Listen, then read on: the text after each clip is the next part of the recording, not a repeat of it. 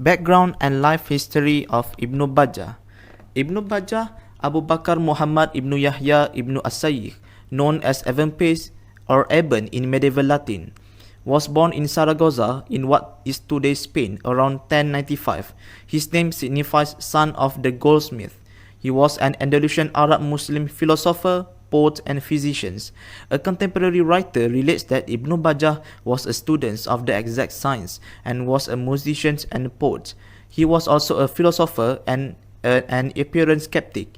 He served as vizier to the Amir of Murcia before going to Valencia and then Saragossa. Among his students were Ibn al-Imam and Ibn Rushdi, which is Averroes. He is said to have rejected the Quran, to have denied the return to God, and to have regarded death as the end of the existence.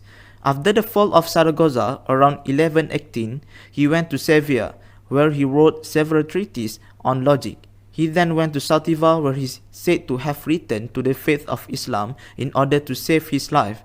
Finally, he retired to the Almoravid court at Fez, Morocco, where he died in 1138.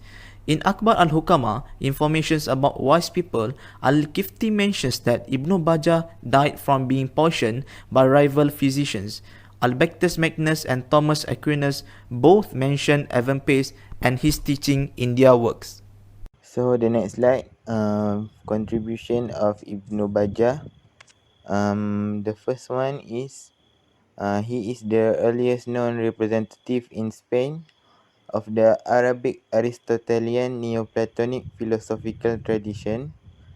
The second one, his main contribution to Islamic philosophy was his ideas on soul phenomenology. And the last one, he was the author Kitab An-Nabat, or in English we call it as the Book of Plants, which is a popular book on botany, on plantation, which define the sex of plant. Inshallah, today I will share with you guys about the manuscripts of Ibn Bajjah.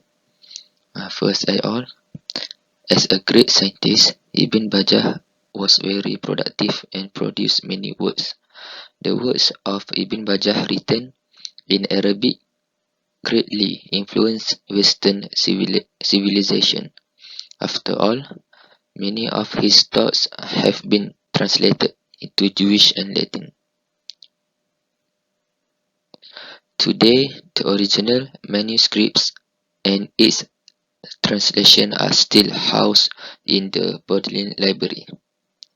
The Bodleian Library, the Berlin Library, and the Escurial Library in Spain.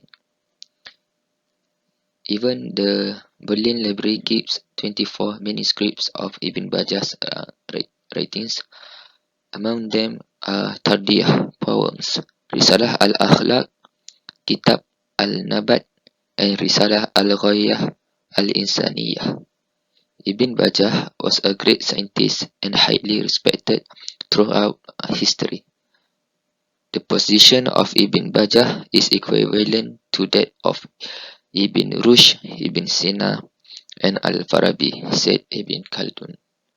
So, when we look at this slide, there are 4 places that have kept the Ibn Bajjah manuscripts. The first place is Augsburg, Bolivia, Pokeke. Second one is Tashkent. The third one is Berlin, Edward, and lastly in Istanbul, Karula. Let's go through to the published material of Ibn Bajjah. Firstly, Kitab al-Nafs, or Book on the Soul, is a philosophical treatise focused on psychology and principles of logic and reason. Although the treatise draws parallel with and is often compared to Aristotle, the Anima. Next, Kitab Tadbir al-Mutawahhid reveals his views in the field of politics and philosophy. It emphasizes more on the life of the individual in a society called Mutawahhid. Next, Risalah Ittisal al-Aqlu bi al-Ihsan deals in detail about the relationship of the mind with humans. Lastly, Risalah al-Wada' narrates about divinity, human existence, nature, and descriptions of the field of the medicine. That's all from us. Thank you.